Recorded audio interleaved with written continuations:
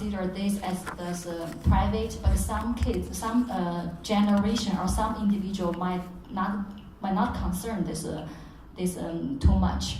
So right now, I know some companies, they do have some tools. Actually, you can define your own privacy. So if you feel comfortable to share your information, like Google or this Facebook, so you do, these companies, they do mine your data set, your personal email, and what's the URL or whatever you just browse on your network. And when you sign the term, actually you sign to give up all your privacy. So that is different from our traditional, this legacy, this industry like AT&T. We do have a lot of regulation. We cannot use this data, that data to do this individual level, this study, even though we have that capability, but we do have this regulation. Right now, so it's kind of, the first thing is a lot of data available, and you can integrate it to reveal this individual privacy thing. And the other side is kind of not a fair competition right now. For some industries, they do have the regulation, and from the other industries, they don't have the regulation. Since this new kind of this environment, and there's no regulation comes out. And from other perspective, is privacy is really individual dependent. It's some people might be very sensitive. So I always keep telling, and some people actually, especially for young generation, they don't know what kind of information they give up. They sign up this Google, they don't know what Google use it for. So I keep telling my kids, don't use the Instagram, never open your geotag, those stuff. They always share there's kind of Instagram pictures. As why you share the Instagram, these pictures, turn on your geotag. And my daughter told me they give this funny, these emojis, kind of promote that. And so what's these emojis for? To me, it's nonsense. But to them, they don't know actually what's this kind of information they give up. I remember this few years back, there is a website called Rubber Me. Actually, basically based on this Instagram and this Twitter data, the geotagged data, they just identify where is your home. This based on the time, it's very easy. This night time, you always stay at this location, is supposed to be your home. And then sometimes you just geotag and say, oh, I'm not surrounded in this area. They assume you are not is at your home. The website called Rubber Me, and actually it's shut down later on. Because it's basically people, when they just gave this sign up, turn on their geotag, they didn't realize what type of information, what those data scientists can use this data to just get some patterns or knowledge about their data. So first, we need to educate people to make sure that people all knows what type of information they give up. And the second is we do need to find some kind of strategies and how do we get this individual's input about what the comfortable level about their privacy issue right here. Okay, that's mine. Well, I have 4 kids in their 20s, so I'm not going to tell you about the things that I've seen them do on the web. But in terms of research, I just want to point out that there's going to be a symposium by Cynthia Dwork and her colleagues at the Institute for Advanced Study at Princeton on November 12th that might be of interest. So some pretty interesting stuff on differential privacy. Right. So in terms of research again, I think that one field which could perhaps inspire us, and some of you have heard me talking about this already in other venues, is that a field of science that has been reasonably successful looking at individuals' behavior and decisions that have a psychological and social impact, and then aggregating these decisions into rules that kind of decide things at the level of a society or a country, is economics. Economics has, well, in the opinion of some, been a bit successful, but of course some disagree, but in kind of building rules for something that's individual, that's an aggregation of individual behaviors, and you know, putting them together in a way which sort of works in a harmonious manner. So perhaps, you know, economics could be or their methods at least could be used as inspiration to the next generation of researchers that look at at data privacy as this multifaceted, multidimensional phenomenon having to do with human behavior.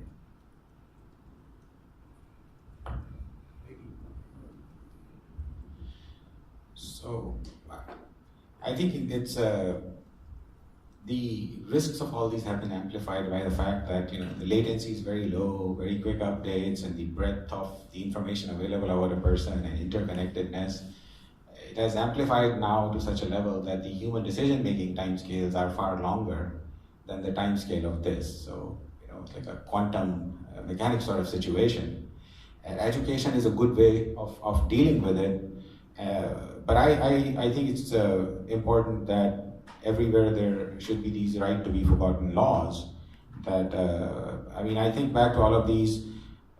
Well, I don't want to call them primitive, but before institutionalized religion, all those cultures, they had a lot of passing through ceremonies, and you read all the epics, and somebody does something, and then they're forgiven and forgotten and rehabilitated.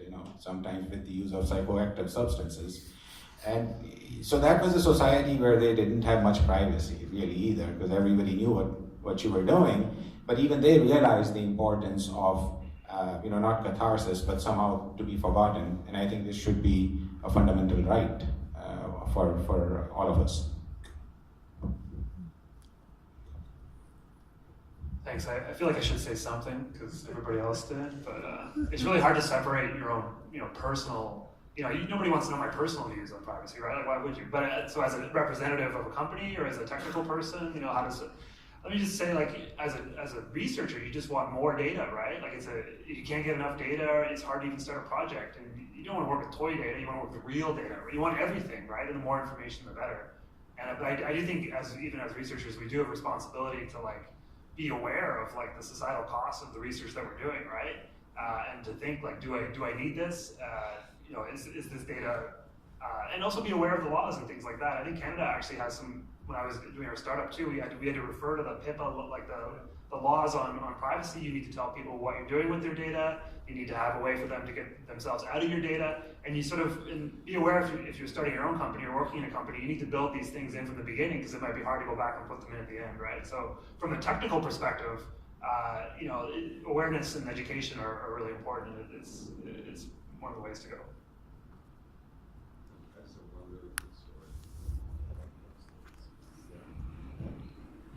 So I was just reminded of a personal story that really was an invasion that I had never seen before. It was about 5 or 6 years ago. My wife was about to have an operation at Mass General for something, brain surgery. And so we were pretty stressed out that evening, and she was about to go in for an MRI. And a young woman came in and very friendly and sat down next to us with some piles of papers and said, we just need you to sign these for releasing some of the data. And it turns out, and I was about to do it, I wasn't really thinking clearly because of the situation, and it turns out that what she wanted to do was have my wife go through about an extra 45 minutes of MRIs at the expense of Mass General just to collect data on research. And she hadn't made this clear at all. So when I read that enough and got wind of it, of course, you imagine I went ballistic and complained to everybody in the hospital. But the data collection can be pretty severe. That was just Right. So this is kind of a drastic and extreme example, but of course things like that happen. But I think this segues us in a way to the last topic that at least I had prepared, which is this issue of data ownership. So what I mean by this, I have probably already mentioned, is this phenomenon that a lot of data that we produce in our daily life is closed because it belongs to search engines, it belongs to mobile phone companies, it belongs to the Amazons and Facebooks and other sort of major players. Now, of course, these companies have a very cogent argument, which is that it's exactly because they have this data and it's proprietary that they can provide the service they do to the society. So we have Google, because Google has all the data that it has, and of course it knows how to monetize it. So, I'm not trying to say that we should take that away from the likes of GAFAs, right? Google, Amazon, Facebook, Apple, at all. But maybe we should start thinking about some mechanisms that, under some conditions, would eventually make this data available for research. Because and the argument has been built. There's very little doubt that we could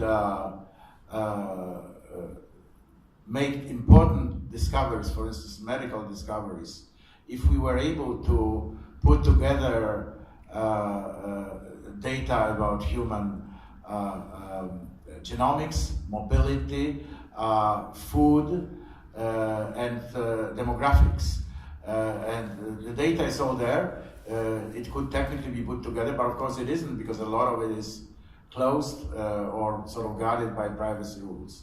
And there's a very interesting paper again for the general public in the Wall Street Journal about a year ago by a very interesting person whose name escapes me, but some of you may know. It's somebody who has sort of 3 titles to be writing about it. He's a cancer survivor. He's a surgeon, and he also happens to be a former U.S. senator from Texas, I believe. So, somebody who obviously thought about these issues and is in a position to change that. And the argument from this person was that that perhaps the cure for cancer, so to speak, is in data science more than in sort of wet lab medical research. So if we are to be able to do that, maybe we need to think about a different data regime. And just to put something concrete on the table, maybe we can be inspired here by intellectual property rules. So if you make an invention, that invention is protected by a patent, and the length of that patent will depend on the jurisdiction. The idea is that you have sufficient time to recover your cost of making that invention. How about data having the same rules? So the data could belong to the GAFAs for X months, or negotiable, and then be subject to some very stringent and sort of certified process of aggregation, anonymization, and so on and so forth, which would give reasonable assurance, but not necessarily a proof, of non-de-identifiability of the data. And then it could be used for research. So, just to get the discussion going, I just wanted to offer this for you guys to criticize. The Journal of the American Statistical Association has just started to require that all papers submit their data with their paper. And if we did that, I was just asked to review a paper that was looking at a whole bunch of different machine learning algorithms in medicine. And I said, great, I'll be happy to do that, and send me the data. And they said, oh no, we can't send you the data. So I'm supposed to look at these summaries of 5 or 6 algorithms that they've done and comment on how they did. But it's pretty impossible. So if all journals start with that, that'd be a good start. So it's gonna not be fair to industry people, right? We do the published paper, but we cannot release our data. Yeah. With anonymized, actually, I think the ownership is highly related to this privacy issue, right? From one side, we want to everybody contribute their data. This telecom, we contribute our call detail, and from this demographic or this down Spread Street, they do this public there, this customer segmentation. So we want to have the whole view, but this is from the data scientist point of view, and but from this privacy point of view, it's kind of so this needs a trade-off. Actually, we need to balance between this privacy and this combine of this data together. And other things I would like to emphasize is no matter which company, the data they have is all the biased data. They always Facebook, Google, and Instagram. Facebook is maybe this customer group is more like I don't know, it's more this 20s, 30 years old. And then my older daughter is a freshman in college, and she used this Facebook. And my younger one is 10th grade, and she said she doesn't use Facebook, she uses Instagram. So this, right, if you use Facebook data to get some decision, actually is really biased for that age group of those people. And I think that recently there's very interesting this presidential campaign in US. They do this survey, actually one survey from this, before this second debate, this one survey from they use the social media, they get this result. And the other one, they just use the traditional, the survey, and this the result between these two surveys are big different. So when we talked at the dinner table, and my daughter mentioned to me, I said, yes, of course, the sample size are different from these two societies. One is for those group who use the social network, and one the group they might not use this social network. So it's interesting to see actually all those social network related analysis is really hot topic right now, right? And how do we use this in the decision making in business and in this political? And from my point of view, and if it's good, we can integrate this Instagram, Facebook, or this different social network platform. But that's really hard, right? And this is a more privacy issue and company this data property issue. And right now, maybe 20 years ago, the company didn't realize how important their data. They didn't treat it as this money. But right now, every company, if they have rich data, they all just want to keep it by themselves. They don't want to sell it because they know it is money. It is not just give it for free.